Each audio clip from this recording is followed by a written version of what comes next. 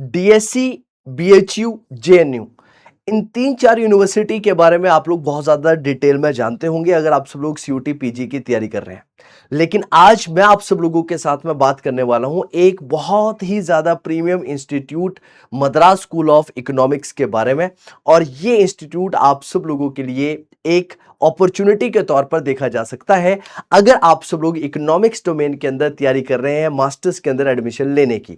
तो आइए इस वीडियो के अंदर हम लोग डिटेल में ये समझने की कोशिश करेंगे कि अगर आप मद्रास स्कूल ऑफ इकोनॉमिक्स के अंदर एडमिशन लेना चाहते हैं तो इसके लिए क्या क्या एलिजिबिलिटी हो सकती है, इसका एग्जाम पैटर्न क्या है, एग्जामिनेशन डेट क्या रहती है, सिलेबस क्या रहता है और ओवरऑल फॉर्म फीस आप लोगों को क्या देखने के लिए मिलती है। ये डिटेल में डिस्कस करने से पहले मैं आप लोगों को बताना चाहता हूं कि अगर आप सब लोग 2027 के लिए प्रिपरेशन कर रहे हैं तो आप सब लोगों के लिए ये टेलीग्राम चैनल एक वन स्टॉप सॉल्यूशन हो सकता है जो कि आपको मदद करेगा डेफिनेटली 2027 के अंदर प्रीमियम इंस्टीट्यूशंस के अंदर एडमिशन लेने के लिए। तो फटाफट से इस टेलीग्राम चैनल को सारे के सारे बच्चे ज्वाइन कर लीजिए। राइट, ये अगर मैं एमएससी एडमिशंस के बारे में बात करता हूं यानी कि मद्रास स्कूल ऑफ इकोनॉमिक्स के बारे में बात की जाए तो इस वीडियो के अंदर हम कंप्लीट एडमिशन ओवरव्यू के बारे में बात करेंगे, कोर्सेज के बारे में बात करेंगे, एलिजिबिलिटी के बारे में बात करेंगे, सिलेक्शन के बारे में बात करेंगे और इंपॉर्टेंट डिटेल्स जो एस्पिरेंट्स को पता होनी चाहिए इस यूनिवर्सिटीज के बारे में। अगर मैं मद्रास स्कूल ऑफ इकोनॉमिक्स के बारे में बात करता हूं तो ये मद्रास स्कूल्स ऑफ इकोनॉमिक्स कहां पर एसोसिएटेड है ये आपको देखने के लिए मिलेगा। कहां पर?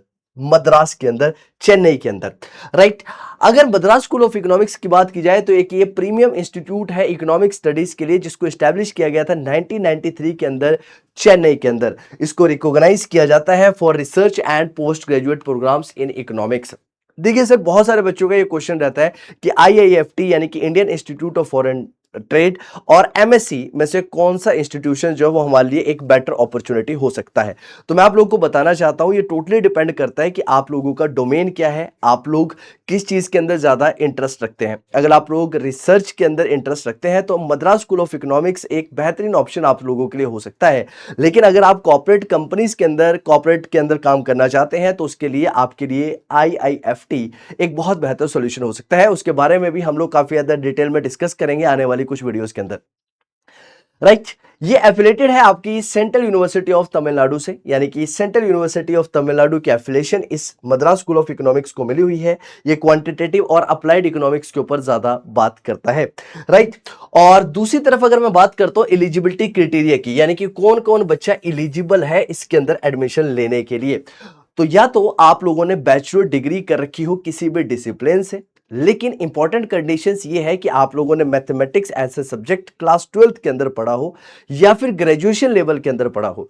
और सबसे इंपॉर्टेंट बात यहां पर यह है कि 55% मार्क्स आप लोगों के होने चाहिए अगर आप जनरल कैटेगरी से बिलोंग करते हैं, और बाकी सारी कैटेगरी के लिए अलग हिसाब से एप्लीकेबिलिटी यहां पर बताई गई है। क्या फाइनल ईयर स्टूडेंट अप्लाई कर सकते हैं? जी हां, फाइनल ईयर स्टूडेंट अप्लाई कर सकते हैं। यहां पर आप लोग के साथ में स्ट्रॉन्ग एनालिटिकल और क्वांटिटेटिव एप्टीट्यूड होना चाहिए अगर आप इस एग्जाम को क्लियर करना चाहते हैं।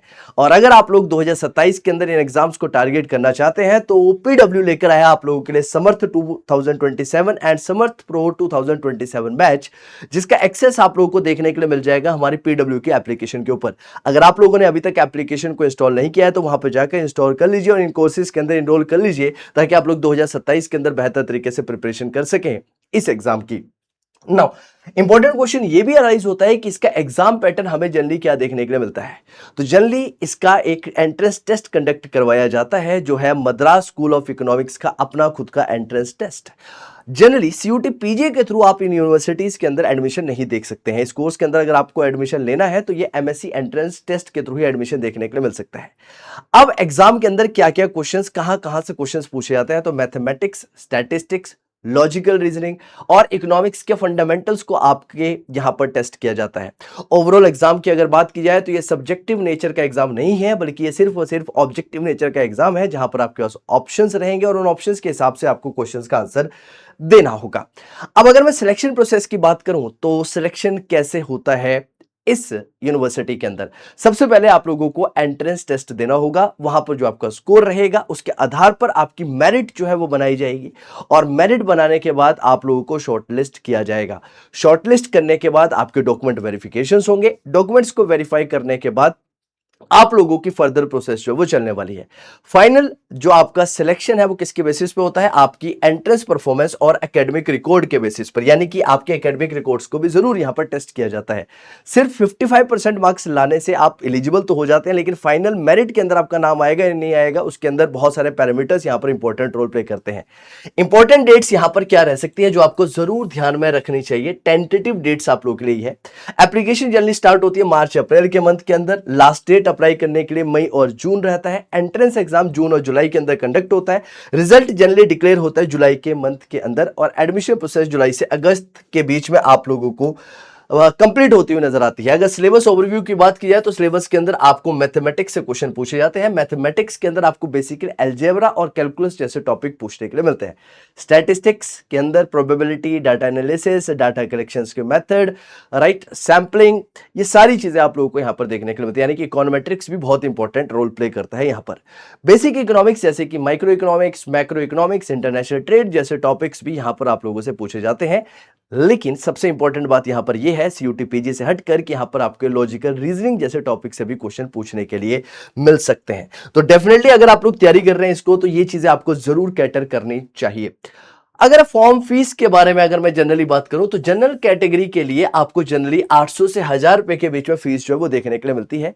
रिजर्व कैटेगरी के लिए 400 से 500 रुपए। पेमेंट जो है वो आप ऑनलाइन मोड के थ्रू ही जनरली कर सकते हैं, और पेमेंट जो है या फिर फीस की जो पेमेंट है वो हर साल आपको वेरी करते हुए नजर आ सकती है, यानी कि ऊपर नीचे हो सकती है। कभी 1000 रुपए, कभी 1200 रुपए, कभी 1500 रुपए आपको यहां पर फीस देखने के लिए मिल सकती है। देन वाई चूज एमएससी, ये एक इंपॉर्टेंट क्वेश्चन बच्चों के माइंड में रहता है कि हमें एमएससी यानी कि मद्रास स्कूल ऑफ इकोनॉमिक्स को क्यों टारगेट करना चाहिए? एक स्पेशलाइज्ड इंस्टीट्यूट है इकोनॉमिक्स के लिए। डीएससी, बीएचयू, जेएनयू, इन सब के बारे में तो हर कोई बात करता है, लेकिन यूनिवर्सिटीज के बारे में या फिर मद्रास स्कूल ऑफ इकोनॉमिक्स के बारे में बहुत कम लोग हैं जो जानते हैं, या फिर जिनको पता नहीं है कि ये प्रीमियम इंस्टीट्यूट है सिर्फ और सिर्फ इकोनॉमिक्स के बच्चों के लिए। यहां पर आपको एकेडमिक और रिसर्च एनवायरनमेंट देखने के लिए मिलता है। एक्सपीरियंस फैकल्टी और इकोनॉमिस्ट आप लोग को यहां पर पढ़ाते हैं। प्लेसमेंट रिकॉर्ड की अगर बात की जाए तो प्लेसमेंट रिकॉर्ड भी आप लोगों को यहां पर बहुत बेहतर देखने के लिए मिलता है। फोकस ज्यादा कर देखने के लिए मिलता है डिसीजन मेकिंग के ऊपर, ज्यादा से ज्यादा डिसीजन मेकिंग के ऊपर यहां पर ध्यान दिया जाता है। अब इंपॉर्टेंट पॉइंट यह आता है कि हमारी प्रिपरेशन टिप्स जो है वो क्या रहनी चाहिए। तो सबसे इंपॉर्टेंट यहां पर है मैथमेटिक्स के फंडामेंटल्स।